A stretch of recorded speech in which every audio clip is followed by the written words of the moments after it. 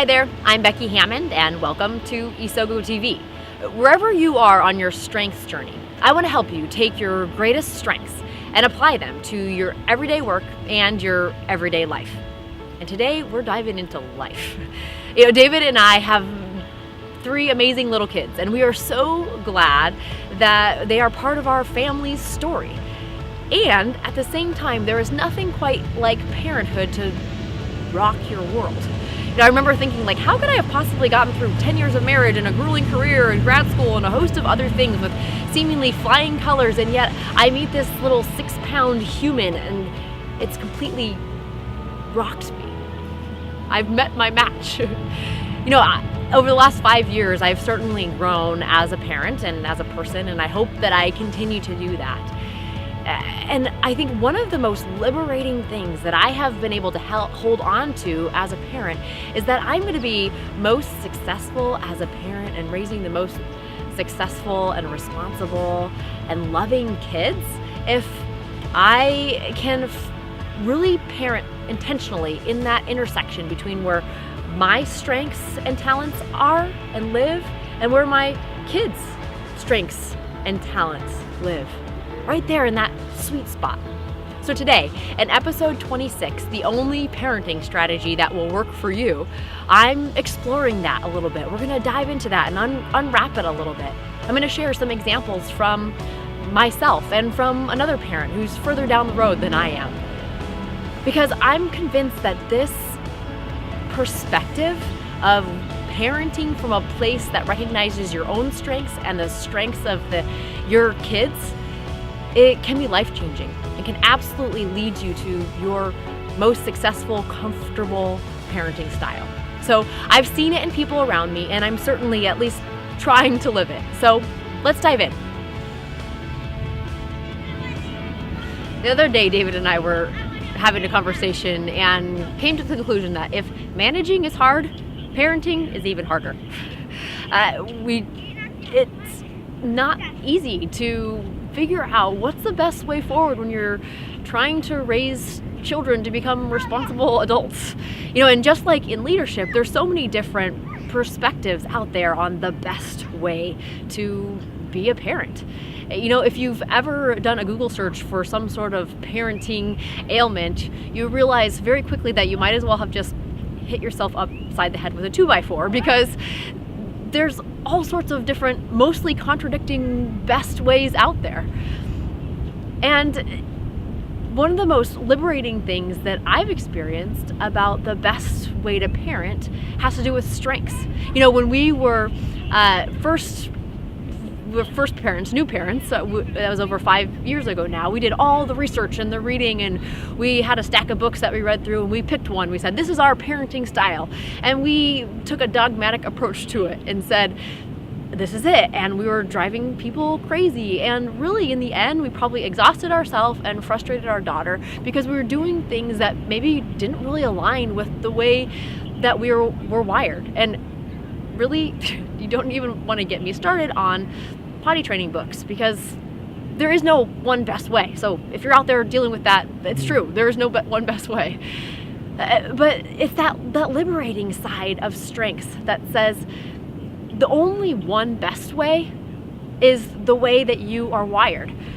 Using your own strengths and talents to approach your role as a parent. It's a really actually great example of the way that strengths can be used in any particular given role. The outcome will be similar in this case with kids, it's never the same, but that you will use your own method and your own way of getting there. So I want to give you a couple examples about that from our story in our life. The first example is kind of the perspective of our talents as parents.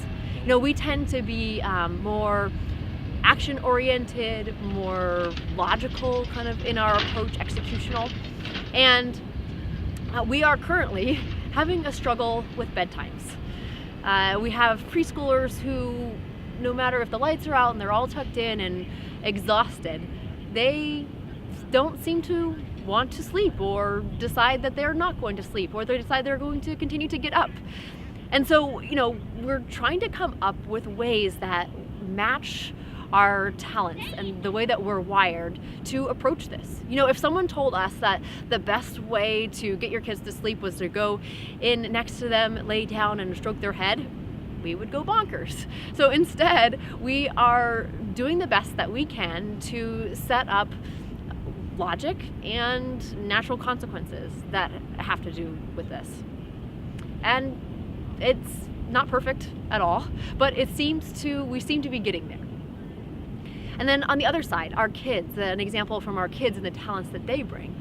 Even with our 5-year-old daughter, from the time that she could scoot around on her knees, she enjoyed cleaning up. She's been organized. And even now, when I go upstairs to put one of the other kids down, I come back down and the playroom is completely transformed and cleaned up probably better than I could do. Our son, on the other hand, I'm pretty sure he never even sees a mess. He will walk around singing or swinging his sword nonchalantly as his sister is madly stuffing toys into baskets. But what he loves is ideas and impersonation. He's a great impersonator. And so when I say, okay, let's pretend like you're a dump truck, that will get some response. And I know some of this is just stage of life. He's a preschooler. But I would doubt if at any point in the future he's ever a truly, really organized person. And so it's about then, okay, how do I use my talents, kind of executing, getting things done, kind of organized talents, to help him create a structure that makes sense within the talent frame that he's in. And that's what I want to try to do. So I guess in 10 years from now, you can hold me accountable to that, because I really want that to find that intersection of where my talents are and his talents are, and parent right in that intersection so that it's best results for both of us.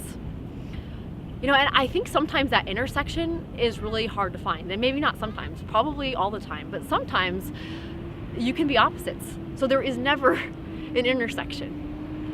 Things they don't overlap. It's like in episode 18 when we were talking about opposites in marriage. We said sometimes those are the things, one, that drew us to each other, but that are those things now that it can be the most frustrating because there's no overlap in our filters. But they're also the place where there's the greatest opportunity. And I think as a parent, I haven't really figured this out for sure at my early stage of parenting, but sometimes it's about allowing your child's filter to win in some ways, to be free to develop their talents beside your talents. I'm not trying to paint a picture of parenting with rose-colored glasses. I don't think that every problem can be solved in 5 minutes of watching Isogo TV. But one of the most exciting and liberating things that I found about applying your own strengths to parenting is that you don't have to feel like you have to live up to any sort of one perspective or best way to parent, because there is no best way that fits everybody. The only best way is the way that follows and leans into the way that you're wired as a parent and sees and notices the way that your kids are wired. So I hope that this is at least a starting point to start to think about the way that your talents play into your role as a parent and can help out at least a little bit. So let's use this. A while back, I did a StrengthsFinder workshop with a group of moms, and afterwards, a gal, Julie, came up to me and just said, I think I've always known that these talents were a part of me, but I didn't really see how I could use them in parenting. Things highly executional like achiever and responsibility.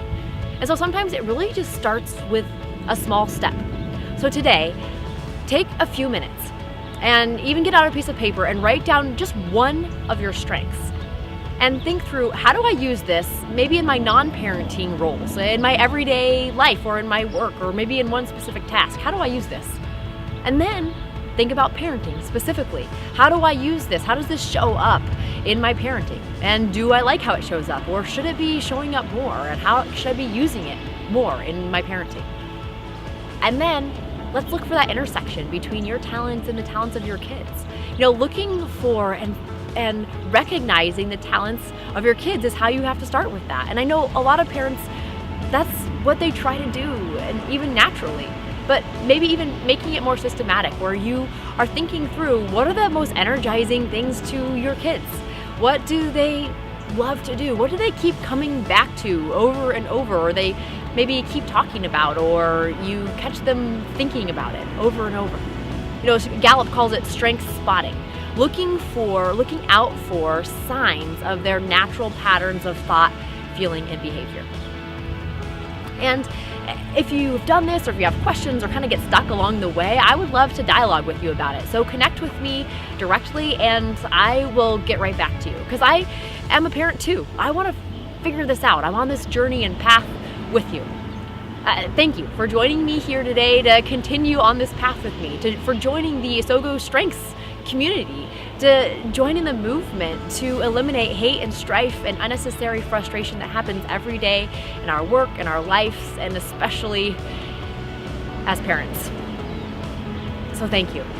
And if this has been helpful to you, please rate, review, and share. Over on iTunes, you can leave a review and a rating, and share with a friend, a family member, a colleague, or just even one person who you think could really use this strengths perspective to achieve more success and energizing moments in their life.